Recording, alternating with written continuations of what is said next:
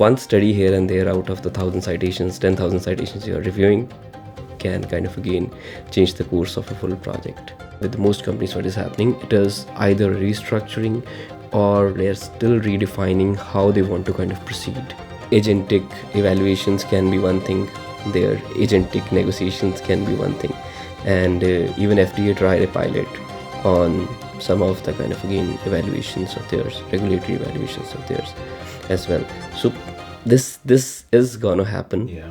When I look back now, yes, and when I look back now from the perspective that we were actually expanding our family, yes, that is risky.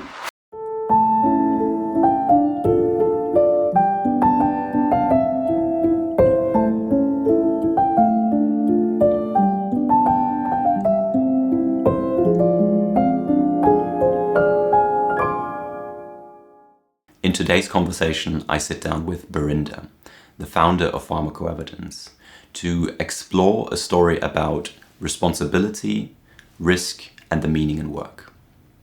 He walked away from a very stable career during the height of the COVID pandemic, while his wife was pregnant, to truly build something of his own. And not because it was easy or certain or even rational in a purely economic sense, but because he felt that staying still would have been worse. We talk about what it means to lead in a field as complex and consequential as health economics, where a single study can change the course of an entire submission, and of course, the lives of the patients behind it. We explore the pressures of consulting, the weight of leadership, and how technology, AI, and other shifting systems like the JCA are reshaping the future of evidence itself.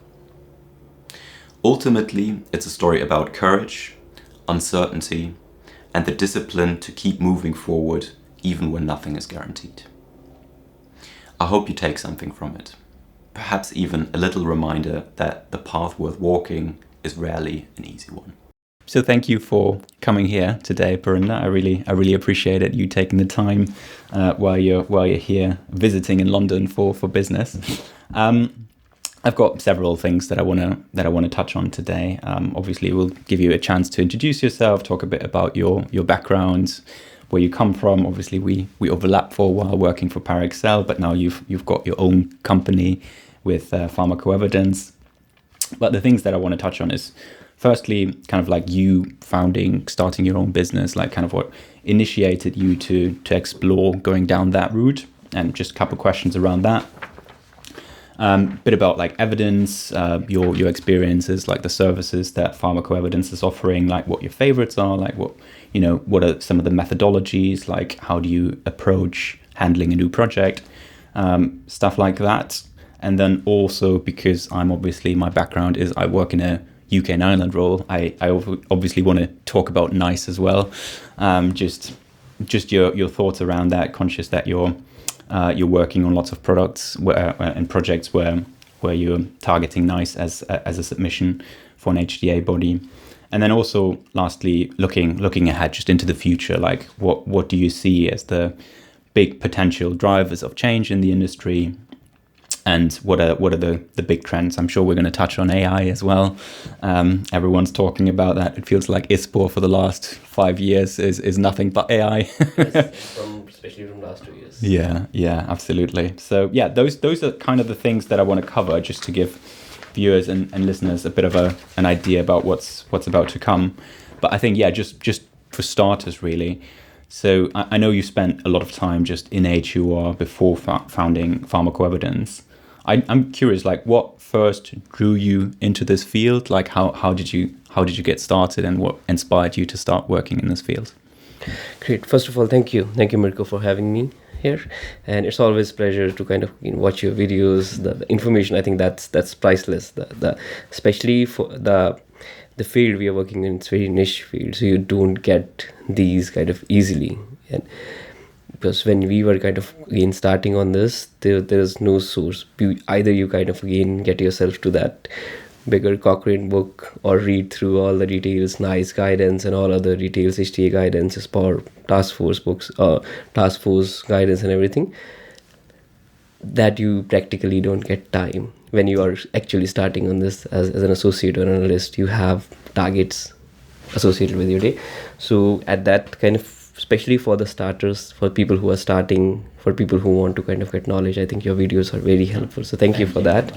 And it's always a pleasure to kind of again have a conversation with you. So my journey, I kind of again did my master's in pharmacology, and one thing that has always been with me, that is the research focus. I was very much focused. I wanted to kind of do something new.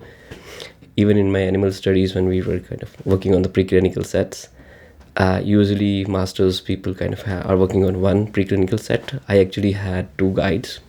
Co-guide was their supervisor and a co-supervisor. So I was able to touch on or get two projects there. And that's out of the ordinary. Usually you would just do one. Right, one. okay. But you had to do two. I got that chance I wanted to do. And then also, like, associated with those two, one of my co-guide she didn't had a PhD working under her at that time. So she got a ICMR. I don't remember, she got a project funding from a government body. So there was a third. Right. So I was able to actually work on 3 different projects during my master's. And that I kind of provoked me to, like, or I'll say I got linked to this field or this research in a way that I was spending most of my time in lab. And at that time in lab work, when you're working with kind of again animals, you're working with lab mice, rat, or other things, it kind of again makes you feel that you should bring something sensible from this. Because when you're working on all those projects, you're spending your time, but you're sacrificing some of the animals there. Yeah. You're like, again, that there are a lot of aspects how you see at it, but from my perspective, it was like I want to make sense of it, and that perspective was there. I couldn't kind of again do PhD. My guide wanted me to do PhD. I couldn't due to circumstances. Some of the circumstances, my mother's health was not well, so I had to kind of again start working. So I got a job at Heron Health, acquired by Parexel. So eventually, as you mentioned, we both worked at Parexel at some point of time. So because I kind of again, when I realized that what I was kind of looking for in the preclinical research, I got it at the clinical part, or the HEOR part. We were doing systematic reviews. We were making sense of something from the clinical trials rather than the preclinical studies that I was kind of again loving earlier. So my love that was there in that research got transitioned here, and again it gave me bigger perspective because this was impacting directly patient lives. Yeah. So I always say I love my projects as my children in general. So, and at Parexel as well, I think it was a lovely journey. 7 years I was there. And then it was just because 2 things why I left Parexel. One was, I think, the burden. Just too much workload. Too much workload, some resource issues there, but mainly one of my boss leaving, things kind of again, because and that is the stage when you kind of also learn that leadership that you're working in, how much it meant. Yeah. I think that's something very easy to forget, or at least not be aware of. Like if you're working and you're relatively new in the job market, you're working maybe for like a couple of years, you don't really realize if you've got a good boss, everything's fine. But as soon as that good boss leaves, and then you've got somebody else come in and they don't do a good job, you're like suddenly, oh, so this is what it means if you've got somebody bad working with them. Agree. And my experience has been it's mainly associated with particularly the people who are very technical here in HEOR. When they are kind of leading, advantage they have is they understand the granularities of the project. When you are kind of again, and I'm not against like having managers who have MBA and who are kind of again leading the teams. I think it's very good. Those are some of the capabilities that they bring that I believe usually people like me who are like technical managers kind of lack. But in general, I believe because this is a niche field, we are working on some of these things that one study here and there out of the 1,000 citations, 10,000 citations you are reviewing can kind of again change the course of a full project. Like meanings that you are drawing, or the final ITC NMAs that you are drawing, that those are going into the modeling, other inputs. one study here and there, numbers can change, a lot can change, and years kind of again, research and years, discussions, interpretation, everything can change. Yeah. So that granularity understanding is very important. So that was one thing, was the burden, and second thing was we were welcoming my son in the family at that time.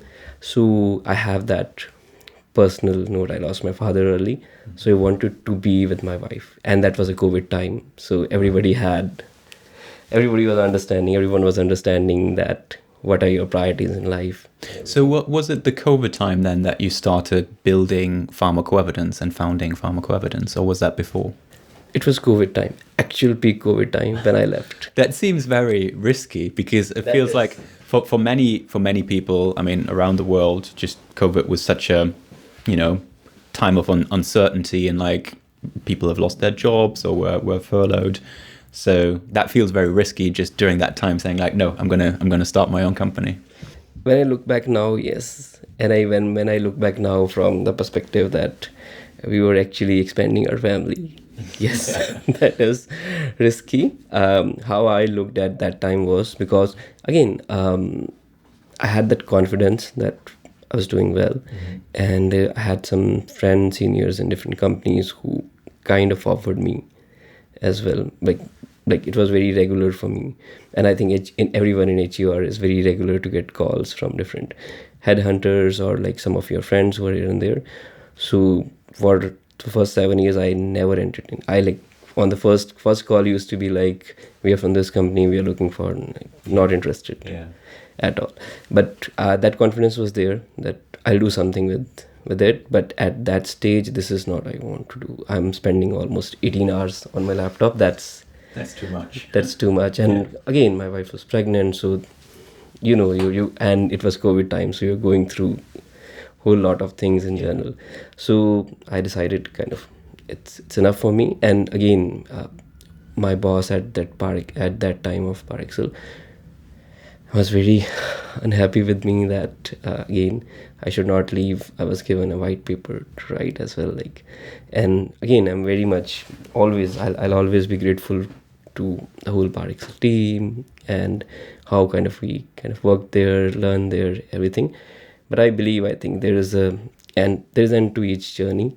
So that was it for me. I didn't want to compromise with any of my projects that I was doing. So that was, I believe, a sensible thing for me to do. And then afterwards, 6 months, I was kind of not working with my wife, with my son. And that experience is, Mirko, something else. When in the morning you don't have anything to do. And so you took like a proper break in between. It wasn't like you quit your job at Par Excel and then... It was a kind of a proper break. Here and there something, but otherwise it was a kind of a proper break. And also I think within that break as well, it feels some bit tricky as well. Like sometimes you feel that FOMO, that like 1 week before your calendar is full of meetings and now you have nothing. Nothing. But that gap, because of like new member in our family, that gap was very much filled. It used to be just an hour or two when he was sleeping. Otherwise, like I used to be all the time there with him. Right. I mean, so you said, and that's kind of what I've heard from you, like when you took that leap of faith, just like beginning or taking that initial break, but then starting PharmacoEvidence, you felt like there was constantly, like requests coming in from recruiters, like asking for or handing out job opportunities. And I see that for myself as well.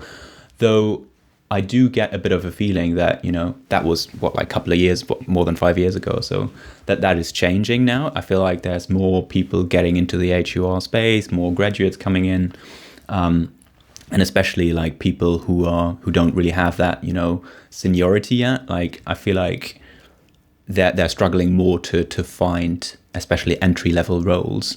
And there's this whole like discussion around, AI taking away those entry-level roles. Like, yeah, just it seems challenging. I don't really have any like proper data to back this up, but it's just that's the impression I'm getting from like speaking to people and just stuff I see on LinkedIn, to be honest. I wonder if you got like similar experience, like because I mean, now you obviously got a big team. You just recently celebrated 5 years. How do you find the hiring for new employees? Do you find it challenging? Do you find like the right talent? Do you have like 1,000 people applying to run role? Like how is it? I think from our side, particularly, firstly, I completely correlate with you. The scenario that has changed in the last almost 5 years. Yeah. And before that, particularly, if I kind of talk about HEOR, it was very difficult to find people. It was like when you are training someone for 2 years and someone leaves, it used to be very painful in general. And I remember being a consultancy, I think we have gone up to an end to a pharma company saying that please stop hiring from us. Yeah. And I think that has changed a lot, and I was very much kind of again surprised to see. It was almost a couple of years back now, like more than 1.5 years back, almost 2 years, that a leading consultancy kind of again laid off like 15-20 people in each year. And I was like, this can't be true. And because it's still at that time, it was difficult to find people. We were not like at this stage where we are now. I agree, there is some bit of, I'll say, stagnation happening. And because see, the work is driven by mainly the pharma companies, the device companies, biotech. It all goes downhill from there, yes. right? And what they are doing with most companies, what is happening, it is either restructuring or they're still redefining how they want to kind of proceed with regulatory, with reimbursement. In some of the companies, HEOR is going under medical. In other companies, it is going under med affairs, or all other things are happening. So that in one of these, I remember it's going under market access or something. Something is like HEOR is moving across, and some companies I find fairly stable as well in that sense. But when that shift is happening, particularly, again, in HEOR, you know that you need this study to get the reimbursement. Okay. But when there is another team under which you are working, your budget is divided. And secondly, the most important thing is that is it needed when that question kind of comes, particularly. And I think you know much better than me on this, because you are on the pharma side, particularly, that if this is needed, and that kind of changes. So that is one factor as well. What is happening? Companies are redefining themselves. From the work perspective, I don't think this is gonna reduce. It could be a kind of transition phase we're going through, because you are actually kind of leading this part of NICE UK or UK Ireland, so you know you're very close to what is happening in JCA, and they're like, what's your perspective? I believe the work is going to explode there. Yeah, I mean, that's certainly what it feels like. And I mean, I'm not personally like working on the team that is like involved with the JCA stuff, with like the products that we look after. But I mean, it feels like with the numerous potential PICOs that they could potentially be looking at, it seems like certainly an additional amount of work that, is great for, well, I think mostly for consulting, because pharma will most likely outsource a certain extent of that work to consultancies. And then, how is all of that being handled? I think here the discussion comes about technology as well. So how technology can help with all this as well. Right. But I think you asked about hiring as well. So in terms of hiring particularly, we have kept our filter, I'll say, very narrow from the starting only. The process, how we have some integration with different kind of colleges or universities. So we get the CVs from them, and then we put the students, or we put the kind of candidates through a very strict process, which, like, again, if someone was taking my kind of, again, interview, putting me through the tests, putting me through some of the write-ups and everything, and then personal rounds, GD and all other things, it would have been, I don't know, I could have been overwhelmed that what is the am I being kind of interviews for an executive role or something? But that is one thing that we have kind of again applied in the last few years, and that has been fairly successful. Right. We have been able to identify the right talent as well, and we have been able to retain them as well, because we know we are bringing you with our narrow filter, so we know we need to invest in you. And in terms of investment, what I mean is, with different companies, you'll see when there is a SPOR or different events and all other things are happening, you'll only see some of the top players being part of that. Yeah, like, it's a very narrow field, isn't it? Yeah. So from my perspective or from our perspective, it's like opportunity for everyone. If you have that potential, we don't stop you to put any abstract there unless it makes sense. Yeah. Unless it is kind of not violating anything. Yeah. We are supportive. And if you are kind of putting it there, if it gets selected for oral, if it gets selected for the top 5% or something, you have the opportunity to go there even at a very junior level. And that exposure that is there particularly, that makes the whole difference. You get someone can be of 2 years experience, but with like exposure of 2 conferences, meeting with different clients, getting that, can perform at a 4-year level, can perform at a 6-year level as well. Yeah. And when you say that for your hiring process, you work together with like certain colleges and universities, like how many universities are you kind of like partnering with for that? Because it feels like also that, you know, if you only got a certain number of like universities that you're working with, then you're like cutting out all of these other potentially great people. Like, how do you? I agree. I think that's the tricky part in general. And these are the universities, I think there are 4 or 5 universities you're working with. And then there are ad hoc requests. Right. You know how it works in HEOR. You receive like some of the CVs from your friends or like from your colleagues that this person I have worked with in the internship period here and there. And especially I think I've from the last couple of years, I'm looking this a lot, that earlier companies, when they used to hire interns, they used to kind of again train them and then retain them. Nowadays, I get a lot of CVs and especially recommendations from my colleagues across the companies that we had this person as an intern, this person is very good, but I couldn't get the seat for that person. So can you hire him? Can you interview and him or her? And it seems like that person has already got a training of 6 months, 1 year. And that's one of the, I'll say, perks that you have. That person is trained by someone else, and but you are able to kind of again work with that person. So up to speed quicker. Yeah. So that is happening a lot now. That there are more people who are not being kind of again retained, or more people who are after internship. Yeah. So I kind of want to come back to you like starting. You make that decision. You take your 6 months break, but then you make the decision. You start PharmacoEvidence. You sound like very confident about like making that move, but I wonder, like, at the time, was there like, what was the biggest fear, you know, the unknown factor that was going through your head? Like, what could, I'm sure there must be something like, these are all the things that could potentially go wrong, or were you just able to like completely blend those out and just push ahead? Yeah, I think one thing that I did is I had some mortgages at that time. Right. So before kind of starting that, I had already resigned, but I had a couple of months.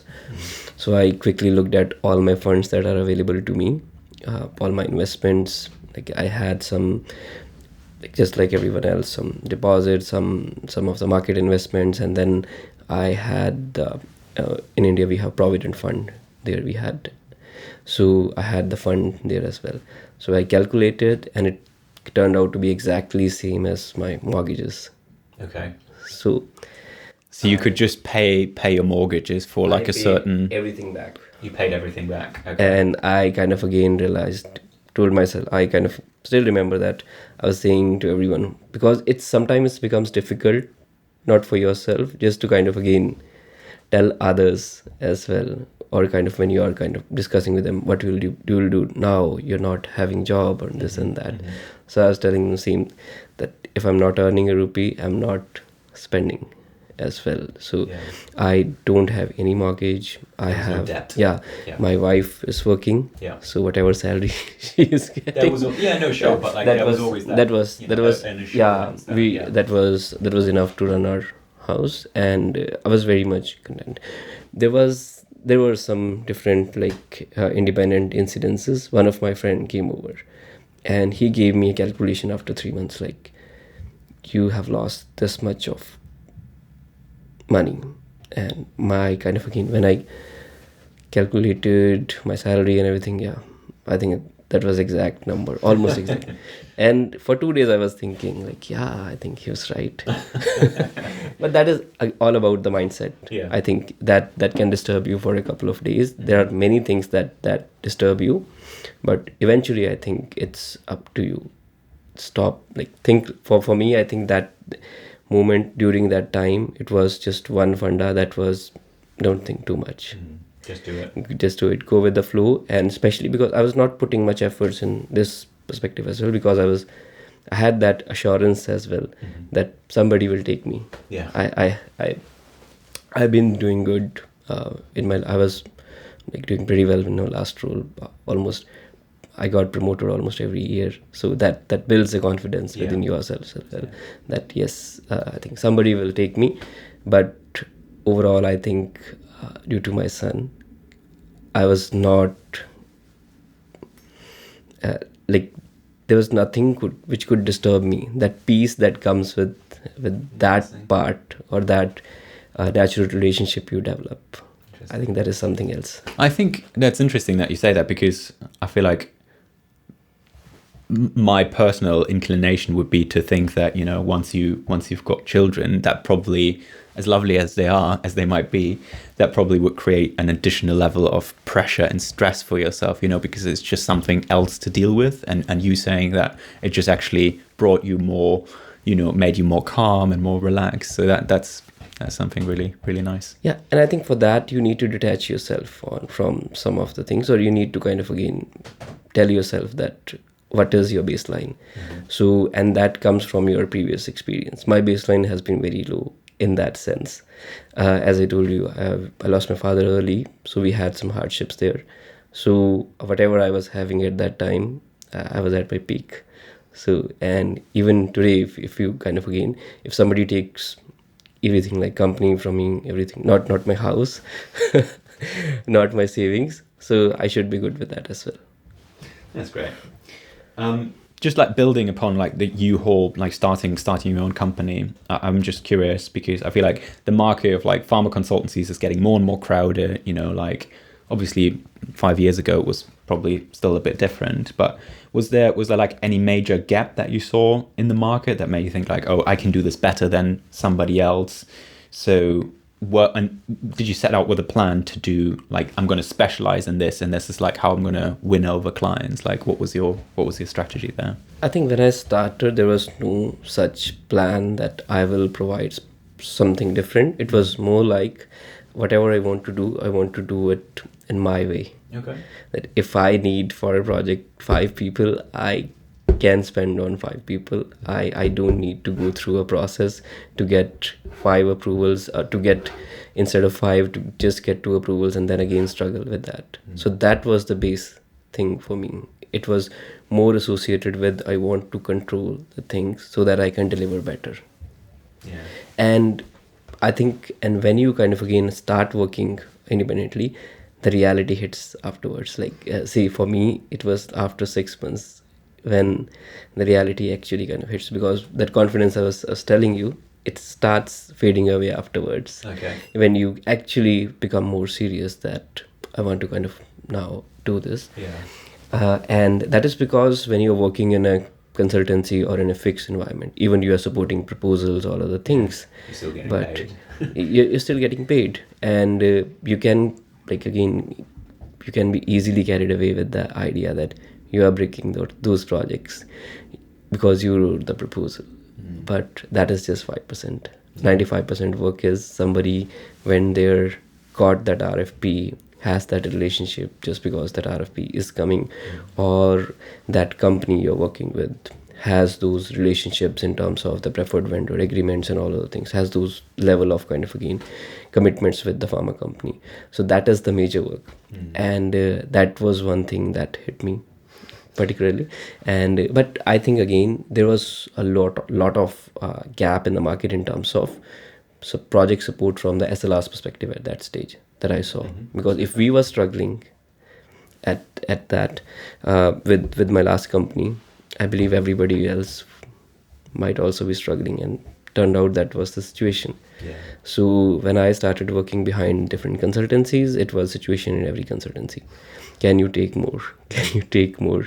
So again, and initially the plan was not to kind of work with different people. Plan was just to work as independent person as such. But for SLRs, when I got my first SLR, for SLRs you need to have a 2 review and a QC process.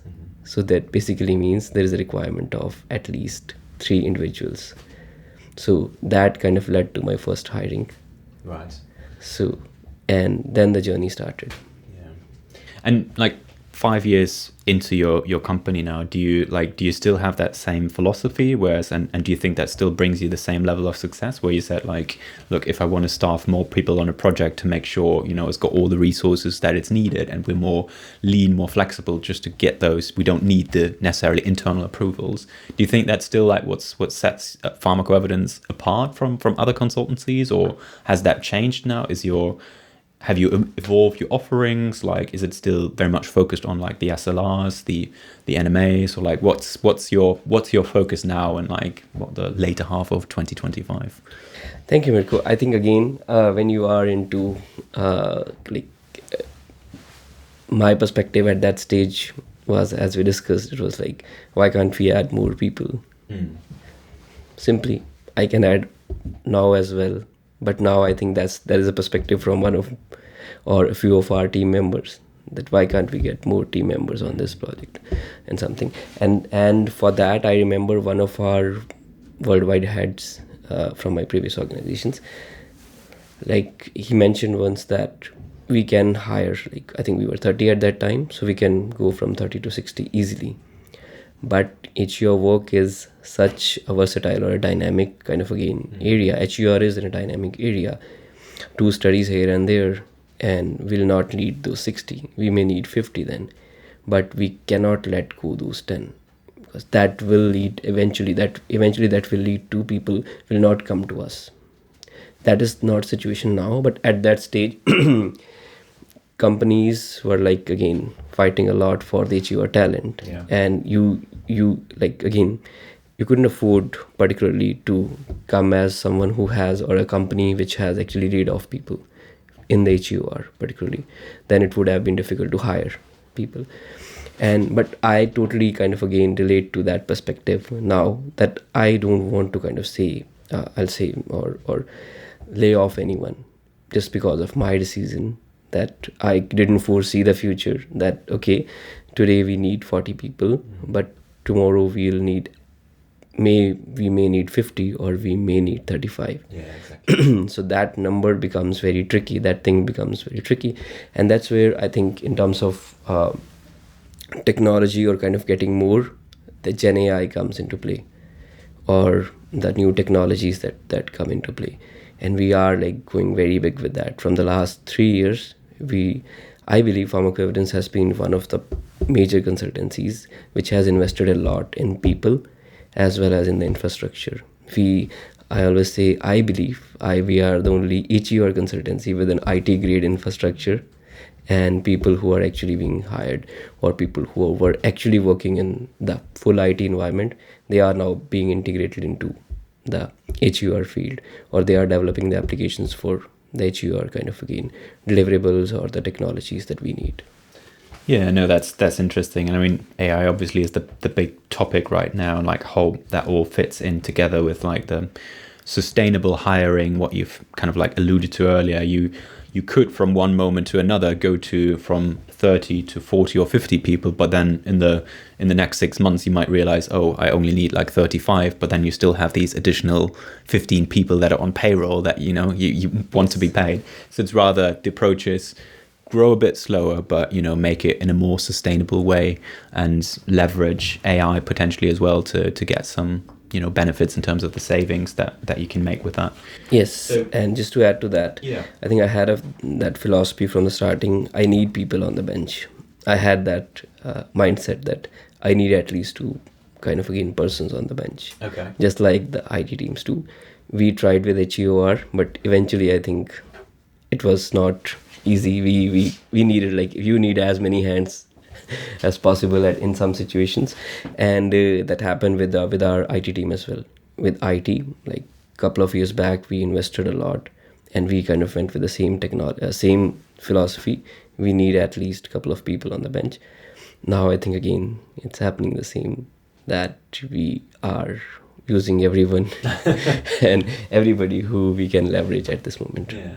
No, but I like that. I like that you for a certain period you plan it in with that, you know, like you say, have two people on the bench, you know, that you can just like pull in whenever needed. But then eventually you outgrow them and basically everyone's constantly working, and then you just like fill that up again, hire 2 more people, have 2 people on the bench again, and like that has been our growth, I'll say, trajectory in general. It was not this way. It was more like having someone there, giving team the relaxation as well. And we in the process, I think whatever my learnings have been, whatever my team's learnings have been from our last roles, we come from different kind of again environments. We have applied a lot of things, like one of this was giving mandatory vacation to people and also paying for that. So for that as well, that bench strength was needed, that you are giving, if you kind of calculate according to your team, and you're giving kind of weeks mandatory leave to everybody in addition to whatever they are getting. So you need people to fill in when you calculate this 1 week by all the people. So you are actually creating a gap of almost 6 months or a year in the work as well. Yeah, no, absolutely. I mean, I've wanted to a bit touch upon like sort of the services that you're offering and like all the different things that you do. I mean, like conscious SLRs are a thing. You do NMAs, meta-analysis. You've got AI as offerings. Like, I'm wondering, like, when you first a client reaches out with a certain project or a problem that they want to work with you together on, like, what's the sort of like structure, or do you have like a structure in place where you determine like these are the right methods that we should apply, like these are the guidelines that we follow. This is how we like kind of like go from the beginning conceptualization of the idea to like full execution. Like what's your process in that regard? I think from the request perspective or from the starting perspective, I always say that we know our clients kind of again have their own teams, they are doing their research and they're coming up with the gaps, like this is what is needed in general. But I always say that even if we get one line, like I want to kind of say submit this for this product in this indication globally or to this HTA body next year or in this much time, should be enough for a consultant or a consultancy to develop a full plan for that.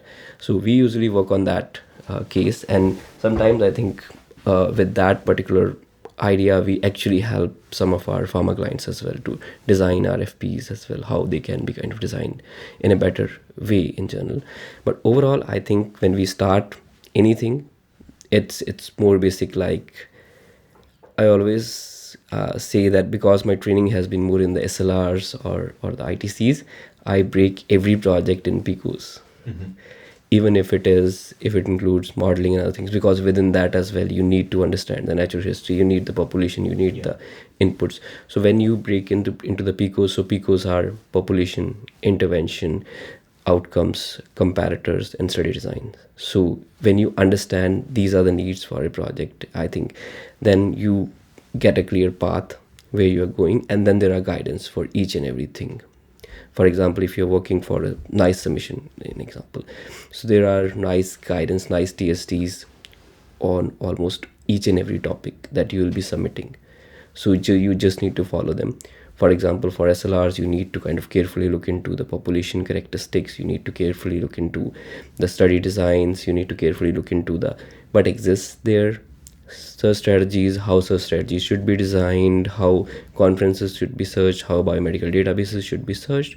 And similarly for modeling and other things, there are different guidelines. You should be following that. For that, we follow an SOP, in-house built SOP. So you are just ticking mark on those things. You are just like, yes, have we looked into the PICOs? Have we looked into is there any? And the most important part, I think, that we kind of sometimes feel that is missing is because this is a commercial thing as well. We are again getting paid on that as well. That in some areas or some requests that are very easy to answer or like quick to answer. That if you are going for an SLR, if an already Cochrane review exists there, that has given you almost everything. Some of these kind of again do not report some of the aspects, but majority of these give you almost everything from searches and everything. And if it is completely aligned with your criteria, then you need not to conduct a new one. So that SOP that we have, that includes particularly one point as well, that if a particular good review exists, can you update it? Right. So You don't rather need to than redone. do it from scratch, you Yeah. just look at the latest, Cochrane review that maybe was conducted 2 years ago. That saves a lot of time. Yeah. That saves a lot of kind of again investment from the client as well. And but I have seen in the past 5 years is that if you are saving for your client, you will eventually get it, the whatever I think additional that is there for another project, for another thing. Yeah. So that perspective or that thing is very important, and that I see lacking in some cases. And other thing is like being bold in some situations. We have undertaken a couple of projects in the past where client actually came to us saying that I've gone to 2 consultancies and they have refused to work on this because of the sheer size Right. that it could go. And I remember in one of this, it was like 50,000 citations. Wow. So That had to be screened for an SLR. that had to be screened. So firstly, I think that was a task I took it for myself. I spent a good number of hours just to kind of cut short from 50 to 20,000, 22,000 something. And then we had a discussion with the client, like this is the way how we want to kind of manage. So again, giving you both the examples, having as rational as possible or being as rational as possible, and also being as bold as possible when it is needed. Yeah, that's interesting. I mean, you've kind of like mentioned the nice methods, like being obviously very detailed. You've got all the technical support documents. I can't even count like how many there are today. I feel like over 20 for sure. 26. Yeah. And then you've got the nice manual, which is like hundreds of pages with all these like explicit, definitions of what you're supposed to do in certain scenarios and circumstances. What I'm wondering is like my question to you is that like how rigorously do you think those methods are applied in practice? And it's kind of like hinting towards the question like, is the NICE appraisal process like truly objective? Because I'm asking myself this question. I'm thinking like on the one side, NICE is the world leader in establishing all these like guidelines and like methods that you should be following for HTA, and like so many countries are referencing it. But yet again, it feels somehow that it's just that's the front of it, but is that truly how it's executed in the real world and in practice? I'm just conscious to hear your experience on that. Thank you, Mirko. I think every time when we go for the submission with almost all the HTA bodies, there is something or something different experience that you kind of have. But with NICE, I think what I have observed is you have the, I'll say, highest level of guidance coming on. You almost have their perspective in terms of either position papers or in terms of the pure guidance or all sort of kind of again papers and everything. On almost everything, still there is a lot of subjectivity that comes from who is actually being part of the NICE review committee, EAG. So that particular perspective is very difficult to kind of handle sometimes. You can follow the NICE guidance religiously, still And still you're criticized? Yeah, you're criticized, but I think sometimes they challenge their own papers, and sometimes it feels like the person who is actually reviewing has not gone through their own process or their own guidance. Right. And that is something that is one question that I have been discussing, or one point that I've been discussing across pharma companies as well. And I believe most people feel the same, that you don't know who is evaluating this.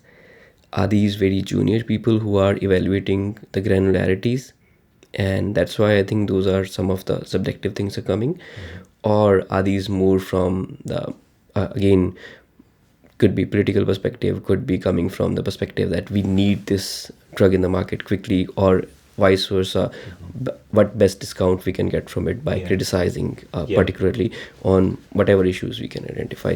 I'm not saying they are biased. I'm saying it could be just the perspective of the team that is coming, and everybody has, it's very subjective in general what we kind of do, but ideally it should not be. Right. And that's where I think again the experience comes into play.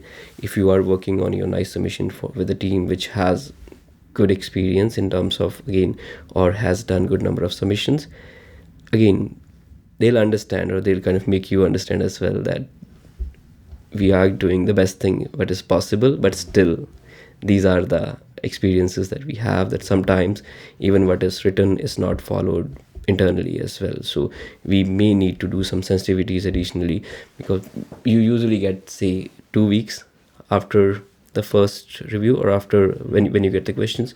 So sometimes doing all these additional analysis become very much challenging within that time. So you need to kind of foresee for that.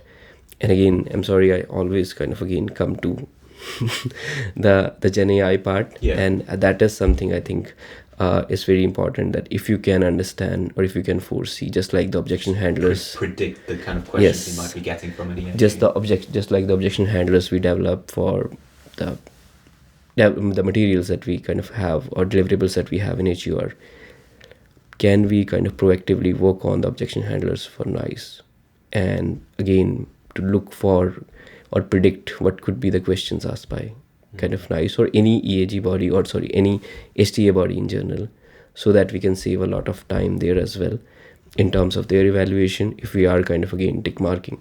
Simple example, the guidelines tells you to do XYZ analysis, but you have seen the previous 2 evaluations in this area, like in addition to XYZ you need say W as well, you need A and B as well. So you can add those as a scenarios, and again it will save a lot of time for you, and you can refer back. Again, it is very subjective, they may not consider as No, of course. But it feels like, certainly when you know that you only got 2 weeks to respond to questions that you might get from an EIG, it feels much safer to have certain answers and sensitivity analysis already prepared, so you can just like pull them out of drawer and then like have them ready to go, rather than just getting all, I don't know, like sometimes you get like 40-50 questions for one submission. Yes, and then you're like, you feel overwhelmed, so like how am I gonna deal with that now? Mirko, if I can ask, like, is it same for you in terms of experience? I know we share some experience as well, or you kind of again have a different experience, a different perspective on how this process kind of goes on with NICE or EAG or any HTA body.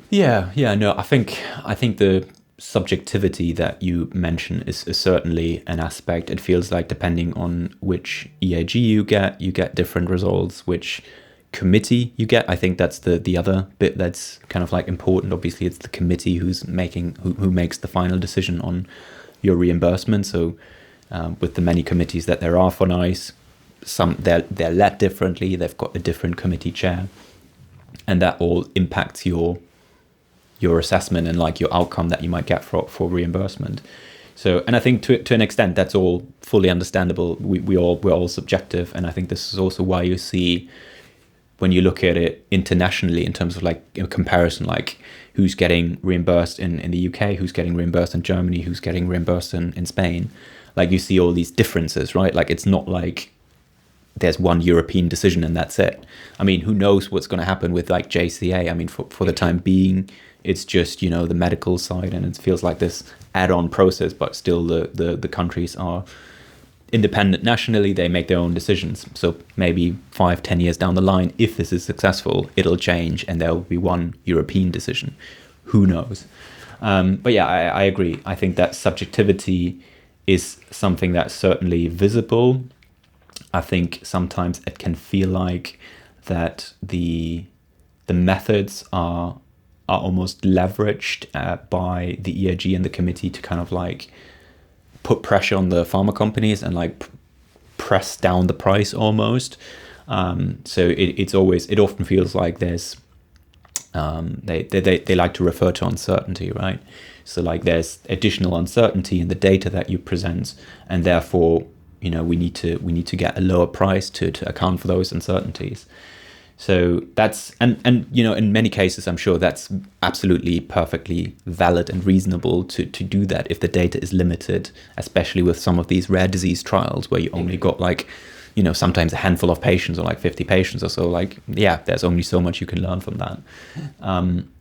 But yeah, that's sort of my like concern with it. And I'm saying this very like carefully, because I also don't necessarily have the answers to like what is it exactly that would change about the process. But I'm conscious if you got any thoughts, like if there was one thing you could change about the NICE process or like HTA in general, what would that be? Like how could we make HTA better and more efficient and more reasonable for all sides that are involved, right?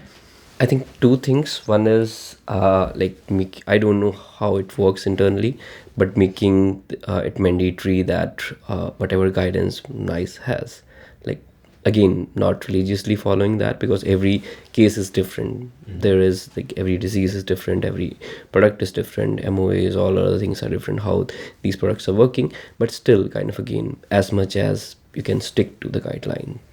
I think that would be one change that would be welcomed by everyone, because you are being kind of again guided by one thing, and then real world you are like sometimes looking at a totally different perspective. Okay. And second thing that I would kind of say, especially from now, that when these NICE and other bodies are looking into the technology, generative AI, or other things, is more transparency on that as well. Because in one of a couple of meetings of mine with different kind of people from NICE, different kind of stakeholders from NICE, it was like, we are not gonna look into any of the products, we are not gonna kind of again look into particularly or endorse any of these applications in journal, but we want to kind of again see leverage, and we are just still looking into this, how we could. Yesterday only I saw that there was a workshop going on with NICE, and I think I couldn't find any public information that NICE is working with different different consultancies, okay, as such. But I think there's something out that I still need to kind of again read through what is out. But those are the things I think, transparency more, and more like again following their own kind of again guidance in a more interesting. So I get the transparency point 100%. I feel like it is criticizing on a very high level though, because if you again like compare that with some of the other countries worldwide, the amount of information that is published for a NICE STA is quite extensive, right? Like all the committee papers, all the assumptions, a lot of the stuff around the cost effectiveness model, like they're all out there and they're referenced by other countries. So I agree, while that could be done more, I think they're also already doing quite good in that department. And also I think then it comes again to one more thing, that is resourcing as well. When you are talking to some of the internal kind of again stakeholders, they also face the same issue. Because again, if you are kind of, there are like 10 pharma companies coming up with 10 different submissions. So again, pharma company and consultancies put a lot of time to put together that submission. At the same time, NICE also has to put together a lot of resources as well.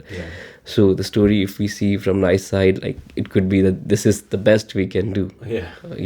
Because they're also constrained, and they have to rerun to kind of again maintain the that's those standards. They have to kind of again rerun some of the SLRs. They have to make sure that they are not missing any study, like the submission is not missing any studies. And sometimes I think it happens, they kind of come up with different studies, they come up with different analysis. Then if a pharma company doesn't submit, they run their cells and kind of again. So those are the also things like how resourceful is NICE, or how resourceful are EAG bodies as well. And I think this is probably why you see every other year that the fees to, like, let's say, do a NICE single technology appraisal, the fees are constantly increasing. Just, I mean, look at it historically. I think just, like 3 years ago or so, it was £140,000 to do a NICE STA, which is like, that's all paid by the pharma company. And now it's like £180,000, I believe. So just over the course of like 2-3 years. And, you know, they have these fees because they're obviously paying the evidence assessment groups so they're just outsourcing, they're commissioning these like university groups to do the work for them. But I get it. Resourcing, that's something you always hear from the leads of those EAGs, that they're saying like, we don't have enough staff. And that might also be something about a point you've mentioned earlier, where it's like, it feels like that sometimes a lot of these analyses, they are run by more junior staff. If they only got resources to, like, you know, so much money to play with, they need to hire someone more junior. to account for that. So I think that's a big issue. And then that is, I think, something we can always discuss. But yeah, and within NICE as well, I think there's so many stakeholders, there's so many people handling so many things. So even if we will talk to them as well, we'll not get consensus on all these things. No, we won't. I'm conscious we're slightly running low on time, but what I certainly wanted to cover just was like that looking ahead perspective of like what's the future of HEOR, to give you a bit of an opportunity as well to talk about AI. I know you love talking about AI. Just like what are your general thoughts? Where do you see HEOR going now that we have this incredible new technology available to us? I think for me, I think it is more like a subjective or more like a normal process, how we again have been developing these deliverables. Particularly if I give an example, that what is the conventional way of doing a specific model? What is the conventional way of running an ITC, an SLR? If I take an example of SLR again, it is from the NICE perspective or from the best practices perspective, it is 2 review and a QC process. 2 independent individuals review the citations, and whatever their conflicts are resolved by a 3rd reviewer. So that's the process, just to make sure that there are no bias or there are no errors in the process. There are 2 independent things happening for each and every citations. So what is happening is, and what happens in that process is, an ideal level of agreement between the 2 should be around 95%. So we expect the conflicts less than 5% in general. So say if there are 10,000 citations screened by these 2 individuals, we expect less than 500 conflicts in general. Right. But what happens in the real world practices, because there are 10,000 citations and there are 2 different individuals coming every day, reviewing different citations with different mindset. Yes, from the first day to compared to last day, when they are doing their first 500 citations compared to they are doing their last 500 citations, their perspective has... You get tired, you get more familiar with the data, you get more, I'll say, quick on some of the decisions by just looking at the titles.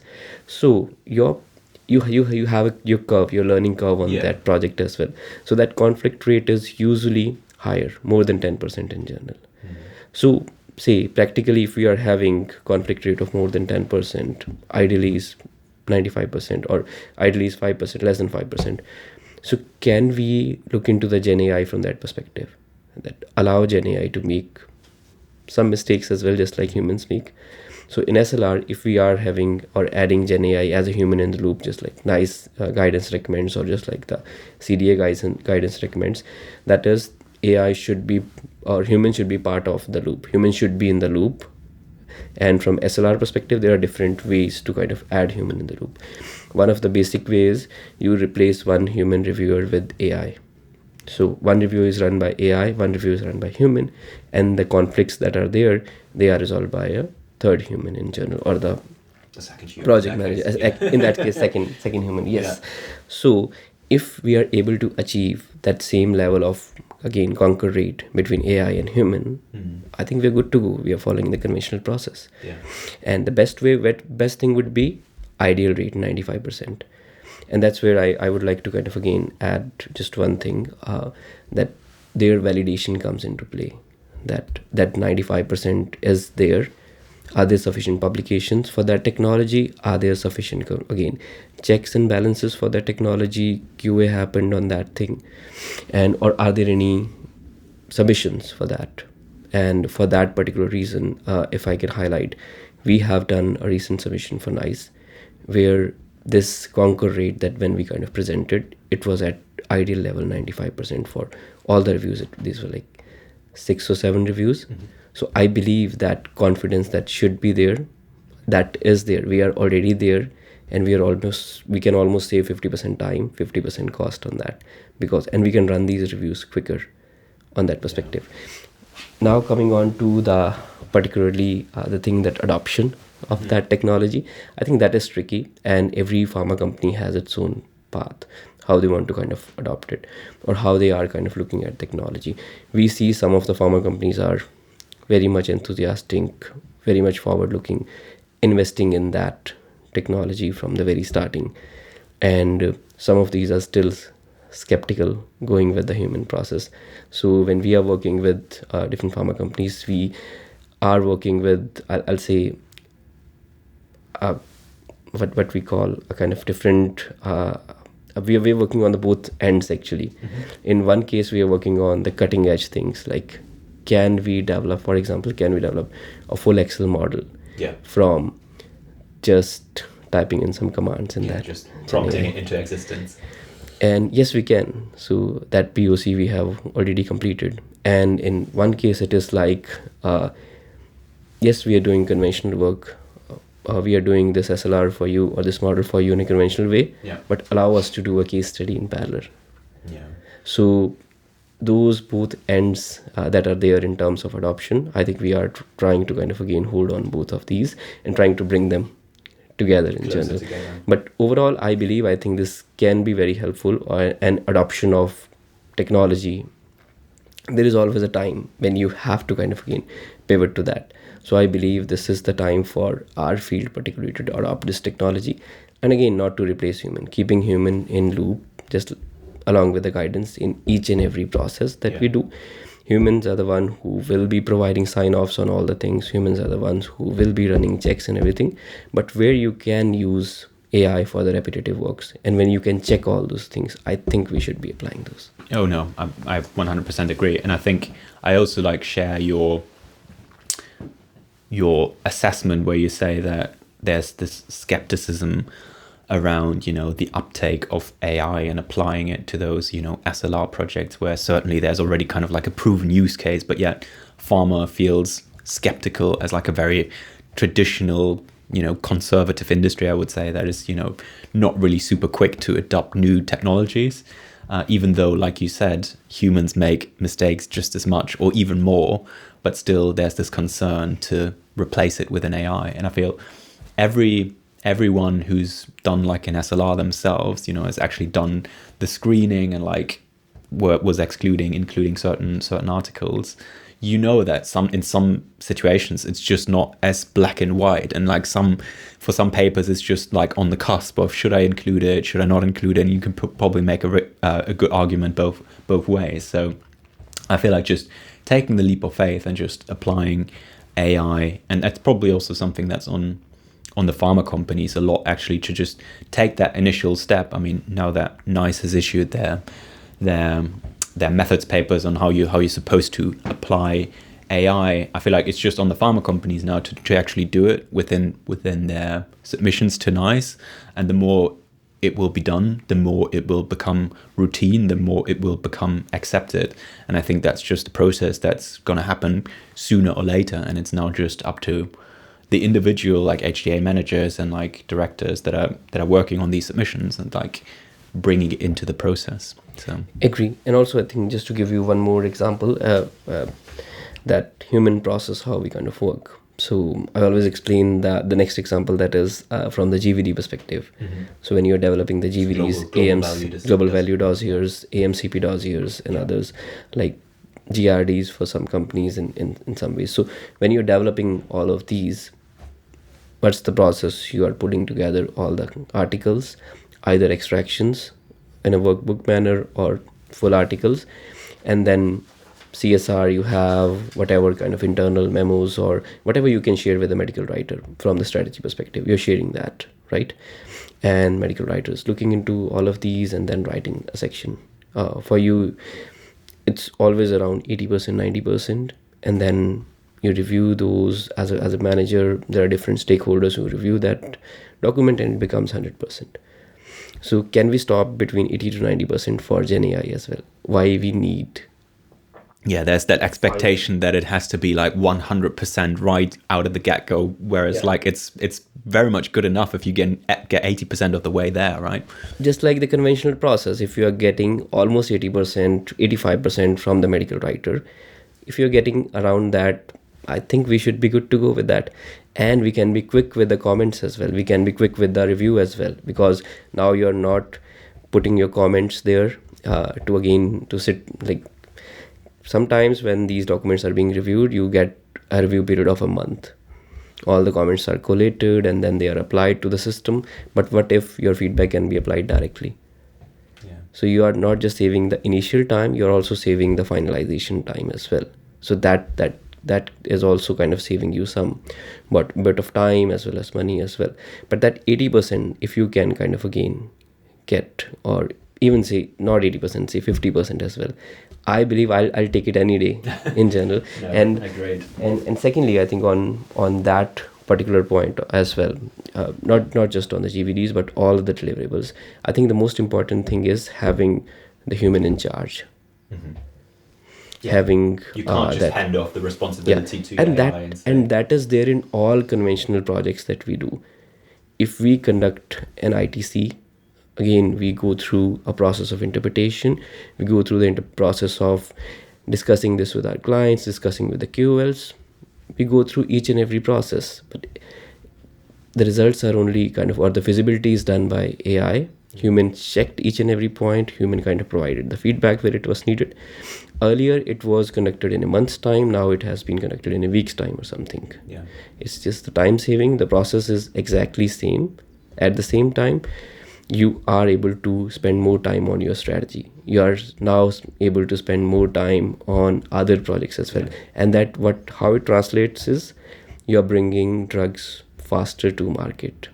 It's a commercial aspect as well, but there's a patient aspect as well. So you're bringing those drugs faster to patients as well. And eventually, when you are talking about 100% or the scrutiny of I believe, say, next 3 years, 5 years down the line, we will be there as well. it'll get better. It will get much better. Like living HTA could be a concept. There could be. I mean, NICE has tried that, haven't they? I think there was it was certainly debated at some point. I think Agentic evaluations can be one thing. Their agentic negotiations can be one thing, and even FDA tried a pilot on some of the kind of again evaluations of theirs, regulatory evaluations of theirs as well. So this is gonna happen. It's up to us when we are gonna embrace this technology. That's why I mentioned that for us, I think, but we have kind of again while going through all the process or while investing in the last 3 years, we have been trying to raise awareness as well in different conferences and others. I think the trick we have found is, or the way we have found is, with some of the clients who are very much pro into this, I think we just go with the flow with them. And they are very kind of enthusiastic to implement some of the wild ideas we have, like out of the blue, like, can we do this? And they're like, yeah, do it. For others, it's more like a case studies. Like, let's do a case study. It will not harm your project. It will not cost extra. But let's do a case study with GenAI. Let's prove first internally that this can be done. Yeah, no, I agree.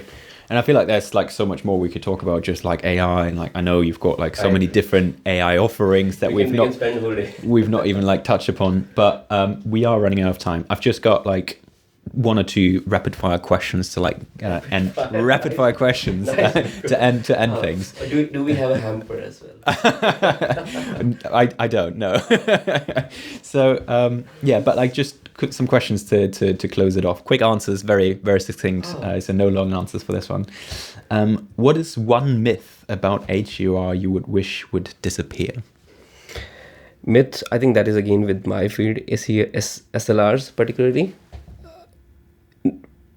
I believe it is said that anybody can do SLR. No, one study here and there can kind of again cause you a lot more damage or pain compared to somebody who is doing it in a kind of proper manner. So, a book, paper, or thinker who's influenced your approach to evidence? To evidence or life in general? I take both. I think it's the perspective. I believe Robin Sharma is one author. The Mock Who Sold His Ferrari, 5 AM Club. There are different kind of books he has. 5 AM Club particularly correlates me to evidence in general, that if I start working early, my performance is something else compared to if I am the regular one. So again, it becomes difficult with your travel and all other things, but yes, it's same. I find it the first hours in the morning, regardless of when I wake up, to be honest, but the first hours just coffee and then immediately go. That's when I feel like I've got the most focus. And there is one more book when we talk about our area. There is especially for people who want to kind of learn the presentation skills and others. Beyond the Bullet Points is one book. I don't remember the author name, but that is very good in general. Nice. And then the last one word to describe what motivates you most in your work. I think it's the project, the feeling that you are bringing drugs to the market which are helping people. And that is actually the tagline for the company as well. That is to save or kind of again improve patient lives in general. And I always give one example in this as well. Sorry, Mirko, I'm pulling this. Okay. That is, I take a dual therapy. I have been working on COPD for many years now, and I've been working closely on the triple therapy project. In general, triple therapy for COPD. Right. And I have very bad sinus. I am almost on dual. So I don't know that maybe I always correlate that maybe that's for me. So that relationship when you kind of build, and then all other interventions, I think whoever has worked on one or any sort of intervention on any project, when you see people kind of taking that, you're visiting a hospital, you're visiting a kind of family member who is kind of again struggling with one or something, some indications, and if you see that a drug that you helped one way or another is helping, is kind of again making sense there, I think that's a different feeling. No, 100% agree. Perfect. I think this is where we're going to end it for today. I should have not won the hat. It's okay. Rapid fire was not at all rapid. Yeah, no, sorry to put you on the spot there. But thanks again. I appreciate you coming, taking the time to have this interview. And yeah. Thank you. Thank you, Mirko. It's always a pleasure. Thank you. you. Appreciate it. Great.